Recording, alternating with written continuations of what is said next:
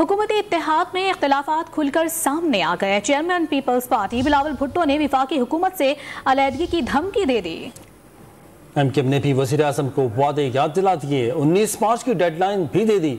चौधरी शुजात ने 2 सूबों के बजाय मुल्क भर में आम इंतखाबात का मुतालबा कर दिया। पीपल्स पार्टी की वफाकी हुकूमत से शिकायत मंजर आम पर आ गयी। वज़ीर खारिजा बिलावल भुट्टो ने सैलाब मुतासरीन के लिए 4 अरब 70 करोड़ की इमदाद का वादा वफा करने का मुतालबा कर दिया। मरदमशुमारी पर भी तहफ़्फ़ुज़ात का इजहार किया। सैलाब मुतासरीन से वादे किए गए हैं, वो वादे तो पूरा होना पड़ेंगे, वरना हमारे लिए अपना वजारत रखना तो बहुत मुश्किल होगा। अगर वफाकी हुकूमत सिंध के डिजिटल सेंसस के एतराज़ात को नहीं देखते हैं तो सूबाए सिंध वफाकी हुकूमत में के साथ इस एक्सरसाइज में साथ नहीं देगा। एमकेएम पाकिस्तान ने भी शिकवे कर डाले। कन्वीनर खालिद मकबूल सिद्दीकी ने याद दिलाया कि वफाकी हुकूमत ने कुछ वादे किए थे, उनकी मुद्दत गुजर रही है। वजीर आजम पाकिस्तान को भी आखिरी दफा याद दिला रहा कि आपके ऊपर भी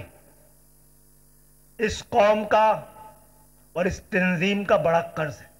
आपके भी वादे, आपने भी वादे हमसे किए हुए, उसकी मुद्दत गुजरने जा रही है। 19 मार्च 2023 डेडलाइन है। वफाकी हुकूमत की अहम इत्तेहादी काफ लीग ने 2 सूबों के बजाय मुल्क में आम इंतखाबात का मुतालबा कर दिया। वफाकी वजीर सालिक हुसैन ने बताया कि चौधरी शुजात हुसैन ने तजवीज़ PDM के सामने रख दी है।